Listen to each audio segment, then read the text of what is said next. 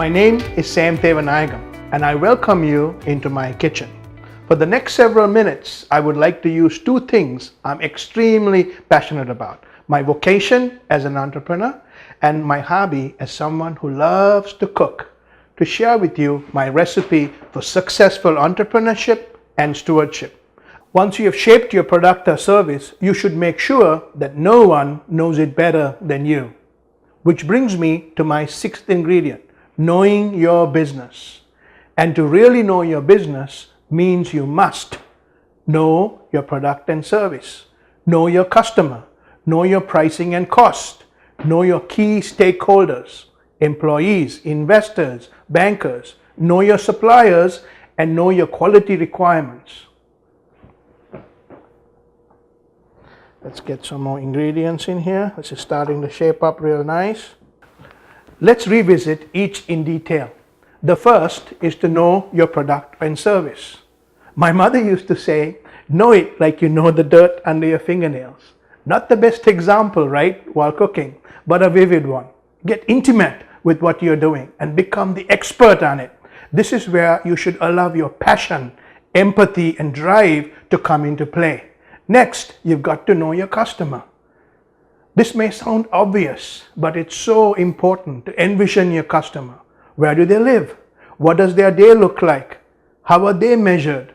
What motivates them? Who is their customer? Who would they be looking to buy? Why would they be looking to buy your product? Are you replacing an existing product? What criteria will they use in product selection? You can't ask enough questions, and there are no stupid questions. As an example, there is a strategy in quality called the 5 whys, which the Japanese use to get to root cause. Understanding the root issue and the decision making of the customer and continuing to validate and correct assumptions is a winning strategy. Quality, as defined by the guru Phil Crosby, is defined as meeting customer requirements. It is imperative that you know your customer's requirements before you're able to meet it. For new products and services, we may need to assume the customer requirement. Difficult to do, nevertheless, it needs to be done.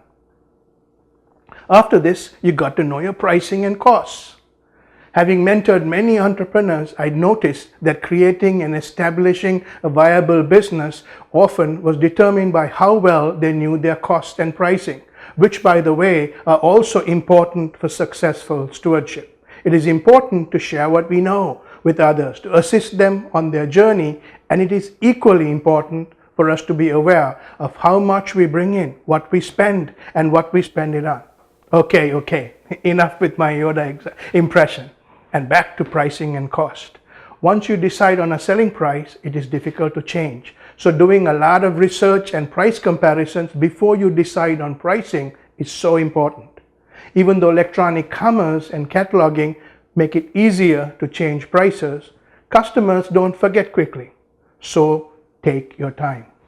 Continuously studying and doing course correction is an important part of this process. However, it is easier to affect cost than to change a selling price. So be patient in this process. I have to share this example with you.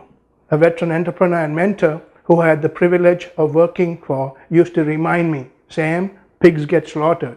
Meaning that while the aim in business is to make a profit, being greedy attracts unwanted competition. By scripting your competitor's next move and thinking that through will allow you to counter that response to pricing. So leave some room for adjustments.